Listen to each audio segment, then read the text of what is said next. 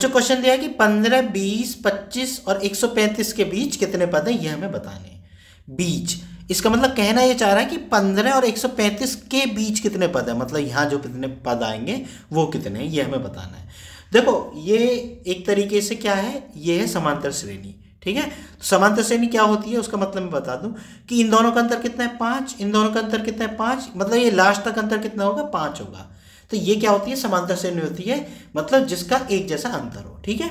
तो इसका क्या होता है कि भाई इसका मतलब कैलकुलेट कैसे करोगे, इसमें पदों की संख्या कैसे निकालोगे तुम, ठीक है। तो ये क्या होता है, इसका फॉर्मूला होता है कि n वां पद, मतलब जो n वां पद है ना, जो n नंबर पे आएगा, ठीक है, उसका मान, मतलब nवें नंबर पे कौन सा है, लास्ट नंबर पे 135, उसका मान इक्वल टू a प्रथम पद, a को बोलते हैं प्रथम पद, मैं भी लिख भी देता हूं, है ना साथ में। इसको ध्यान से देख लेना क्योंकि ये आगे भी आ सकता है, ठीक है। और n तो है ही कुल पदों की संख्या, -1 इंटू डी, ये होता है अंतर, ठीक है ना। इसको सर्वांतर भी बोलते हैं, मतलब सबका अंतर एक जैसा ही रहता है।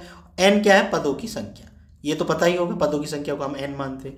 तो n वां पद क्या है, हम मान रख देते हैं, ठीक है। n वां पद क्या है भाई हमारा, n वां पद है हमारा 135, मतलब सबसे लास्ट वाला क्या होता है, n वां पद, ठीक है, सबसे लास्ट वाला वही है।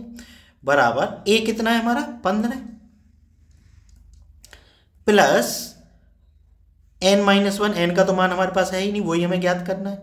और ये d कितना है हमारा 5, भाई इनका अंतर 5 है ना, तो ये हमने 5 यहाँ लिख दिया। अब इसको कैलकुलेट कर लो, 135 इक्वल टू 15 प्लस 5 की गुना करो इसमें, तो 5n माइनस 1 में करी तो 5, ठीक है। आगे हल करो इसको, तो ये कितना आ गया 135 बराबर 15। मैं ऐसा करता हूँ, इस तरफ लिख देता हूँ क्योंकि फिर दिखना कम हो जाएगा, है ना, तो यही करता हूँ मैं। तो 135 बराबर 15 में से 5 जाएंगे कितने बचेंगे 10 प्लस 5x, ठीक है। अब कर देता हूँ इधर, ठीक।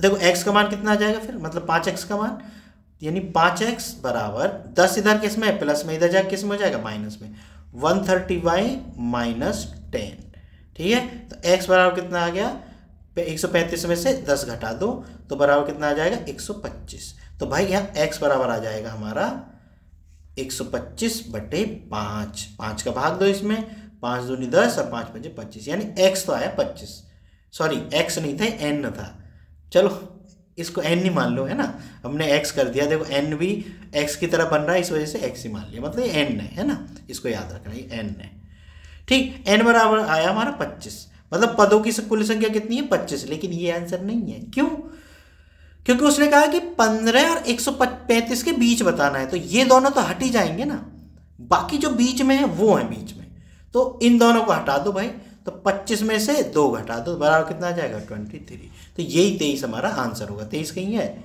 ये डी, ठीक है ना। तो ये चीज याद रख लेना, बीच बोला है उसने, याद रख लेना इन चीजों की। अगर वो बोलता कि कितने पद हैं, तब हम करते बीच हटा के बोलता कि भाई कितने पद हैं इनमें, इस श्रेणी में, तो हम बोलते 25 हैं, ठीक है ना। अगर वीडियो पसंद आई हो तो चैनल को सब्सक्राइब जरूर कर लेना, मिलते हैं फिर नेक्स्ट वीडियो में।